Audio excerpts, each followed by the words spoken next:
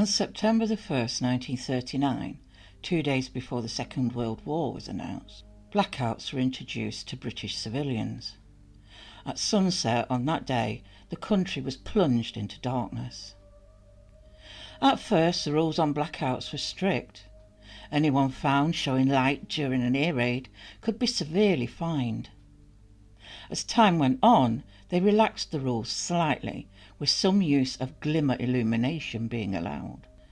This was brought in because of the amount of accidents and injuries caused by lack of light. By January 1942, 1 in 5 people had some sort of injury that had been caused by the blackout. The days were scary enough, but the nights were even more so. With the transport being restricted because of petrol rations, many people had no option but to walk to and from their intended destination, both day and night. And with a lack of trained police officers, an undermanned police force was struggling to cope with the rising crime. In February 1942, the days were shorter and the nights longer. It was bitter cold and a little snow lay on the ground. 40-year-old Evelyn Hamilton, a well-educated woman, originally from a village in Tyne and Wear, had been living and working in Essex at Yardley's chemist for only 3 months. On the 6th of February, Evelyn dressed for the weather. She knew it was her last day as manageress at the Yardley's store, as all the staff had been given notice due to the shop closing. Evelyn wasn't so concerned. She was a practical woman and had managed to get another pharmacist job. Although it meant moving to Grimsby, she seemed to be looking forward to the change. On Sunday the 8th of February, she packed a small case, dressed in thick woolens and a full-length coat, donned her hat and scarf, grabbed her brown leather bag, said goodbye and left. This is what's known about her movements that night. Evelyn Hamilton arrived at Hornchurch Station at 7:20 p.m. and purchased a one-way ticket to London. She arrived at Aldgate East Station at 9:40 p.m. It was dark, but she had a torch. She hopped on board the Hammersmith Line train to Baker Street. From there she got a taxi that took her to the Three Arts Club Hotel. It was around 10:15 when she checked in, and after finding it was too late for food at the hotel, she went out to find somewhere to eat. She got into a taxi to find a place that was still open for food. After at least an hour, of which her movements seemed to be unaccounted for, she was served food at a corner house tea room at around midnight.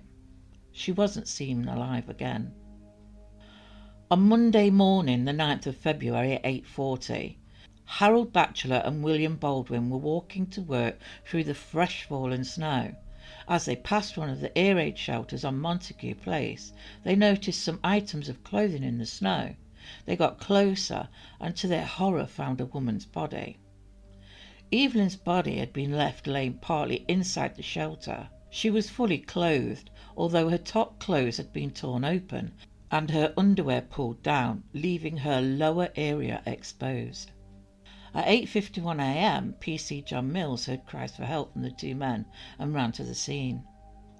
Detective Inspector Leonard Clear arrived. After taking in the scene in front of him, he listened to the statement from the men who had found her. One of the men, Batchelor, said, "I was walking with my mate, walking through Dorset Street across into Montague Street. Along Montague Street we were on the left-hand side, going to Edgware Road. In between 2 of the shelters I saw the top of an electric torch. My mate went towards it and showed me something inside the shelter. I saw the body of a woman lying on her back." D.I. Clear looked closer at the scene. He noted how the woman's body, who at that time they obviously didn't know who she was, had been left, and how her outer clothing, hat, scarf and gloves, had been purposely placed in the position they were found. He also noted the absence of a handbag. The police surgeon, Dr. Alexander Baldy, arrived at 9:10 a.m, and the police photographer began taking the crime scene photos. Dr. Baldy's first examination deduced that death was caused by manual strangulation, but of course he would know more after the autopsy. Detective Chief Superintendent Frederick Cummins, who was the head of Scotland Yard's fingerprint department, arrived at the scene. Cummins, an expert in fingerprinting and who had helped solve many cases with his expertise, began his investigation. With his magnifying glass in hand, he looked closely at the injuries on Evelyn's body and took note of the surroundings she'd been left in. His examination led him to note the person who had done this was left-handed, but he needed to go through the belongings left at the scene to see if they could shed more light on the poor woman's demise. The investigation moved on, with the police knocking on doors and asking questions of residents in the area. A reserve constable came forward. He informed Claire that he had been patrolling that night and hadn't noticed anything unusual, only the odd soldier looking for accommodation, at which time that wasn't unusual. He had sent them in the direction of the Church Army Hostel in Seymour Place. At 5:20 a.m. he did notice a man walking quickly towards Edgware Road. He could only give a brief description of the man, as it was still dark. He was slim built and about 5'8". As the man got slightly closer, he could make out some details. He saw blonde or light brown hair and noted he was well spoken and wearing an RAF uniform. He asked the constable if he could direct him to King's Cross. The constable also mentioned passing the shelters that night, but hadn't noticed anything unusual. PC Miles returned to Claire. He held an empty wet handbag he had found laying on the ground on Wyndham Street, that's not far away from where Evelyn had been found. It was bagged and sent to Cheryl. Unfortunately, after an extensive investigation of the items at the department, Cheryl didn't find much to help. He had taken the prints off of the woman, and all the prints he had taken from the items, including the bag, matched the deceased woman. There were no other person's prints found. Dr. Spilsbury, the doctor who became well known for his part in the Crippen case, performed the autopsy of the woman found in the shelter on the 9th of February. Spilsbury's report would say the cause of death being asphyxia due to strangulation by the left hand. There was no sign of S being performed on her, and there was no clues to her identity. Evelyn's identity would come to light after the police went door to door with the photo of Evelyn, and on the 12th of February they showed the photo to the manageress of the Three Arts Club, who told them she had booked a room there. They gave them all the information they could. Evelyn's family were informed, and her sister Kathleen ID'd her. After a while they had begun to build a picture of Evelyn's movements. They surmised that the killer must have moved quickly and quietly when attacking Evelyn, while she made her way back to the hotel. 34-year-old Evelyn Oatley had met her husband while performing as a chorus girl in Blackpool. She moved into the farm he owned, but after a while she wanted to move back to London, so in 1936 she left her husband and returned to London, hoping to return to the stage. Unfortunately, Evelyn's dreams vanished when the war started. She couldn't find work, and eventually, with her good looks, she found work as a hostess in clubs.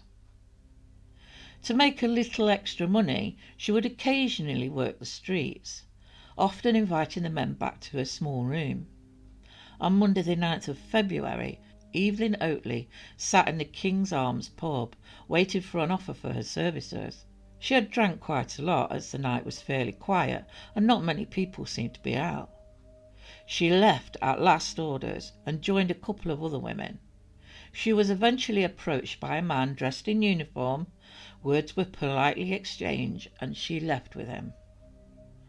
Back at her rooms, her neighbour, who Evelyn was friendly with, saw her with the man. She even spoke to them as they entered Evelyn's room. A little later that night, the neighbour heard unusually loud music coming from Evelyn's room, but after a while it all went quiet. At 8 a.m. the next morning, Charles Fewlin and George Carter visited 153 Wardour Street, where Evelyn Oakes lived, to collect the money from the meters. Many homes back then had electric meters installed where they had to put money in for any electric to be used in the home. After Ivy Poole, Evelyn's friend and neighbour, let them in, They went to knock on Evelyn's door. Like a scene from a horror film, the door slowly creaked open. The men tentatively walked in, calling out as they entered. They shone a torch into the dark room, and what they saw was horrific. Running from the scene, they found Police Inspector Hennessy and cried out that they had just found a woman dead. Hennessy ran with them back to the house. Slowly walking into the room, he shone his torch, and there he saw Evelyn Oatley was laying across her bed. The scene before him was brutal and depraved. Whoever had committed this crime must be a monster. At 8:50, Dr. Baldy was once again looking at the body of a woman. He surmised she had been dead for only a few hours, at least 3 or 4. D.I. Clarence Jeffrey entered the room. He saw the woman laying on the bed, a pillow on the floor laying under her. A razor blade lay on the blanket covered in blood. A pair of bloody curling-tons lay next to it. Now this bit is rather graphic, so a warning is in order. A bloody tin opener lay between her legs, and a torch had been inserted into her between her legs. The fingerprint department superintendent Cheryl and the police photographer were called immediately. Detective Inspector Charles Gray took control of the scene. He took in the scene around him and noted the forced entry into a wardrobe. A handbag lay open with the contents emptied out. Cheryl went to work straight away after the photographer had finished. He ordered all the items to be bagged and taken to his department. Sir Bernard Spilsbury arrived. Looking at the body, he saw bruising to the neck, leading him to say that a failed strangulation had possibly occurred before her throat was cut. The post-mortem concluded that Evelyn Oatley's cause of death was major hemorrhaging from the neck. Spilsbury suggested she was probably unconscious from the attempted strangulation before her throat was cut. The torch and the other injuries she suffered, he concluded, were committed after death. Meanwhile, at the fingerprint department, the meticulous Cheryl had a breakthrough. He found unknown prints on some of the items. More to the point, he found prints from a person who was possibly left-handed. As of yet, there was no proof of a connection between the women, except maybe the possibility they were both killed by a left-handed man. The police continued to delve deep into the women's lives, looking for possible motives or clues. Detective Chief Inspector Edward Greenough was brought in from Scotland Yard's murder squad. He had a tough job ahead. The 2 women were from different lifestyles, one being a respectable, more mature woman who lived quietly alone, the other a working woman struggling to survive in the darkness of the underworld, selling her body to make ends meet. Reading the report from Cheryl, Greenough noticed the left-handed connection Cheryl had made, and a murder map of the area was placed upon the wall with 2 pins placed where the 2 women had been found. With the depravity of the latter crime, Greenough and his colleagues were sure the murderer would kill again. Margaret Lowe, also known as Peggy, had left Southend-on-Sea when her husband Fred passed away. She put her daughter, who adored her, into boarding school for her own good and moved to London. Margaret turned to work in the streets and had done so for around 15 years. She carried herself with some grace and was well spoken, earning her the nickname the Lady. She rarely frequented bars but had a habit of appearing slightly worse for wear. In the early hours of Wednesday, February the 11th, while sauntering down Shaftesbury Avenue, she took the fancy of a distinguished, well-spoken, uniformed man. Now, Margaret's long-suffering neighbour heard her come back to her flat with a man, but instead of the usual noise she was used to, it was reasonably quiet. When the neighbour left her flat later that morning, she did notice a parcel outside of the neighbour's door. The parcel would remain there for some time. Margaret's body would be discovered by officers who had been called to the flat on Friday the 13th of February after concerns were raised about the parcel left outside. Detective Sergeant Blackout managed to get a spare key from a neighbour and entered Margaret's dark home. The bedroom door was locked. He forced his way in. Margaret's body lay on a bed covered by a sheet and a pillowcase over her face. Blackout pulled the sheet back and removed the pillowcase. She had been strangled. Doris Juanet, although married, had been working the streets before and after her marriage. She and her husband had been living in Harrogate before her husband left her and moved to London, where he had been offered a job. Doris, who had been living with her mother, decided to move to London as well. She got an apartment near to her husband. Although they had had their problems, they got back together and moved into a flat at Sussex Gardens. Doris's husband was the manager of the hotel he worked at. He'd been working a lot of night shifts that week, and on Thursday, February the 12th, he set off to work. His wife decided to walk with him to the station and was going to go straight home after leaving him. But later that night, Doris joined other working girls in a doorway.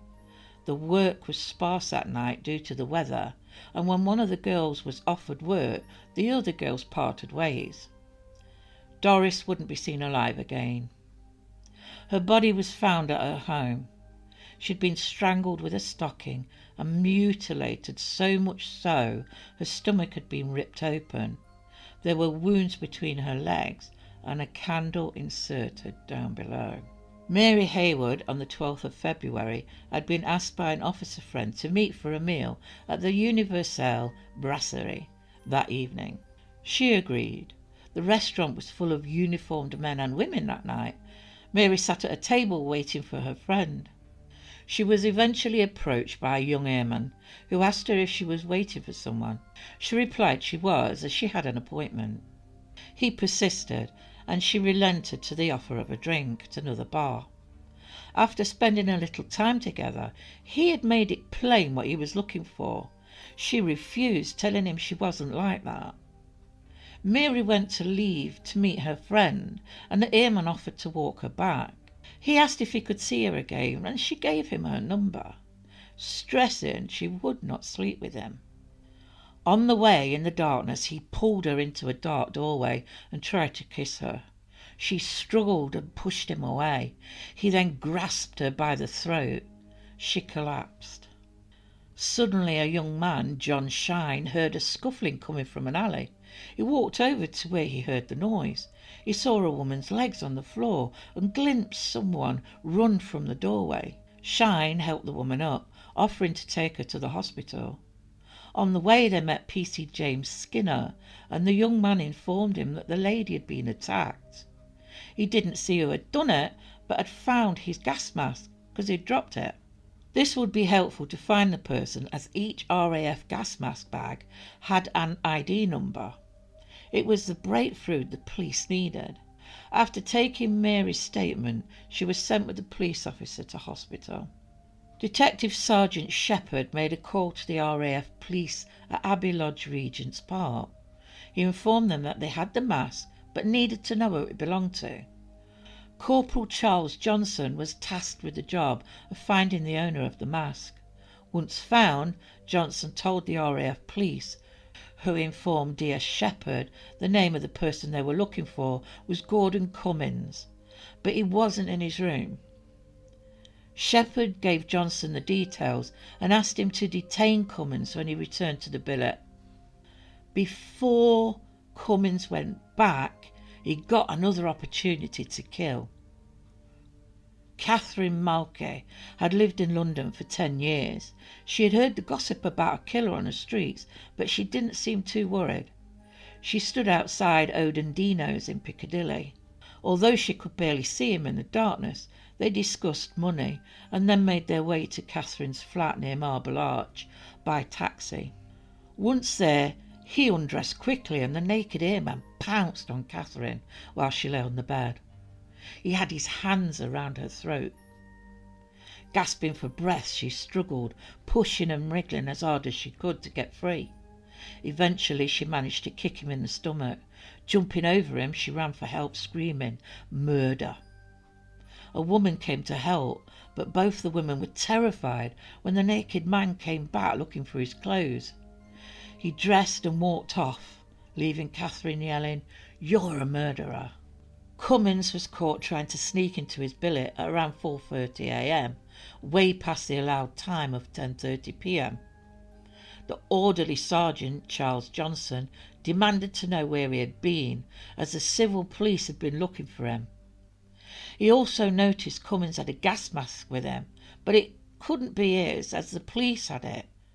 It turns out, once he noticed his gas mask was missing, he went to a bar and took one from another soldier while he was distracted. D.C. Bennett, once informed Cummins had been detained, went to collect him from interrogation. Cummins was told he was being interviewed after a woman had been attacked. After searching Cummins' pockets, they found the phone number the victim had given him earlier. Detective Sergeant Thomas Shepherd sat down to interview Cummins, who offered a statement about his movements that night. He told of going out drinking with some other airmen. He and another airman went on to another bar and drank quite a lot of whiskey and beer. They then decided to go on to the Trocadero, where they carried on drinking. He went on to say his friend thought it was a good idea to go to the Universal Brasserie. It was there, he said, he talked to a woman who sat with him at a table, but he couldn't remember much after that. He was very drunk, but he vaguely remembered walking with her. His only explanation after this was he couldn't remember, as he was too drunk. After this interview, Shepherd noted how calm and relaxed Cummins had seemed. He had also noticed cuts on Cummins' fingers. Cummins told him he had received them a while ago while working on an engine. Shepherd didn't believe Cummins' explanation. He arrested and charged him with assault.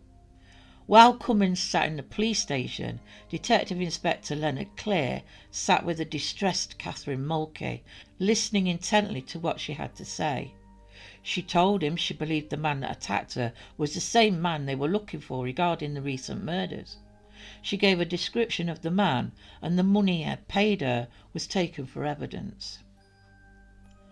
Once Detective Inspector Clare found out Cummins had been arrested and heard the details of the attack, he was convinced Gordon Cummins was responsible for the murder of Evelyn Hamilton.